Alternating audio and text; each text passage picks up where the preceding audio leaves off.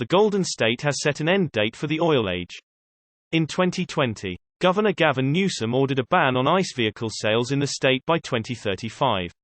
And directed state agencies to draw up a plan.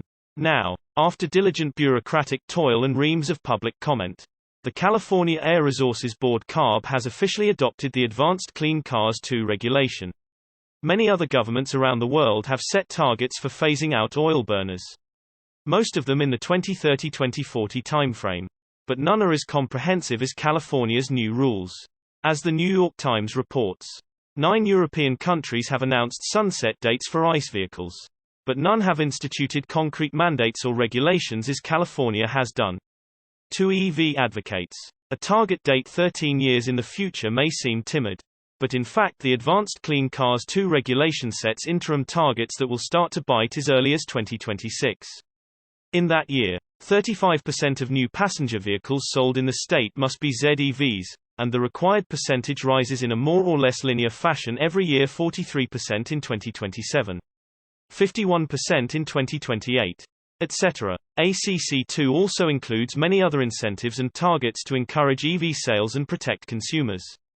The sales targets could be amended in the future if the market doesn't develop as expected, said Jennifer Gress, who leads CARB's Sustainable Transportation Division. Governor Newsom's office also announced a number of investments intended to speed EV adoption, including $10 billion for vehicle incentives, charging infrastructure and public outreach over the next 6 years. The state already offers a $7 rebate in addition to the federal $7.500 tax credit for plug-in vehicle purchases, and a $9.500 incentive for low-income residents to trade in a legacy vehicle for an EV. The usual chorus of boo-birds trotted out the usual objections to the new rule: EVs cost more. They have limited range. Public charging stinks. Valid points. But is it logical to assume that technological progress is going to stop suddenly? Automakers that want to stay in business will have 13 years to fix these problems. Where's all the power going to come from? It's interesting that we've never heard this objection from any execs at utilities, many of which are strongly promoting EV adoption as they develop smart charging and V2G technologies. John Bozzella, president of the Alliance for Automotive Innovation, a reliable EV skeptic, told The Times that automakers would be happy to sell more EVs, but that California's mandate would be extremely challenging to meet. Whether or not these requirements are realistic or achievable is directly linked to external factors like inflation, charging and fuel infrastructure, supply chains, labor, critical mineral availability and pricing, and the ongoing semiconductor shortage. Several automakers said their strategies were aligned with California's targets. GM said it was still reviewing the rule, but pointed out that it has already set a goal of selling only electric vehicles by 2035. General Motors and California have a shared vision of an all-electric future, said spokeswoman Elizabeth Winter. Ford's chief sustainability officer, Bob Holycross, noted that his company plans to invest over $50 billion in EVs and batteries by 2026, and said the rule would set an example for the United States. A spokesman for Stellantis said the company intends to introduce 25 new electric models by 2030 to help support California's goals.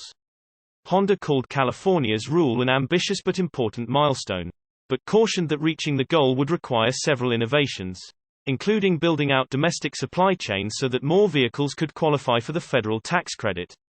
Toyota didn't comment directly on California's new rule, but said this week that it acknowledged California's leadership in climate policies and its authority to set vehicle emissions standards under the Clean Air Act.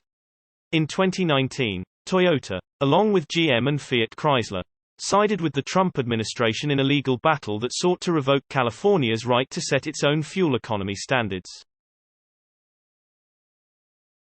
That legal battle continues.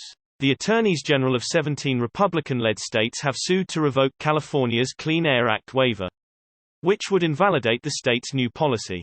The lawsuit will be heard before the U.S. Court of Appeals for the D.C. Circuit. Oral arguments have not yet been scheduled. Currently there are 15 states that have adopted California's Zero-Emission Vehicle ZEV program. California will now send its final rule to the EPA for approval. And once this formality is accomplished, many of the other clean air states are expected to adopt new rules similar to ACC2. A few states, including New York, Washington and Massachusetts already have similar legislation in the works. Former EPA exec and eloquent EV expert Margot Ogg explained the significance of ACC2 in an interview with NPR. California has been known to be leading not just the U.S., but the whole world when it comes to environmental protection.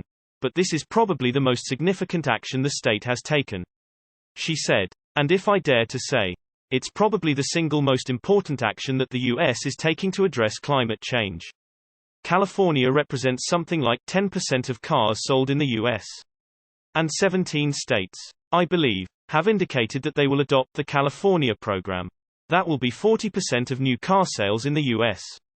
And that is pretty huge. This will drive the electric car market. It will drive innovation. And it clearly will transform the car industry altogether. I believe that this is the first time that I have seen in 30 years of being a formal regulator that the industry, the car manufacturers and the state of California, the federal government, Europe are on the same page. General Motors, Ford, Volvo, Daimler, they're planning to stop selling new cars by 2035 that are fueled by gasoline and diesel. Some companies may complain, but overall, globally, there is over $500 billion that the industry is investing from now to 2026. So it's doable. Source reposted and summarized from Charles Morris at evannex. My take: I wish the timeline was much quicker.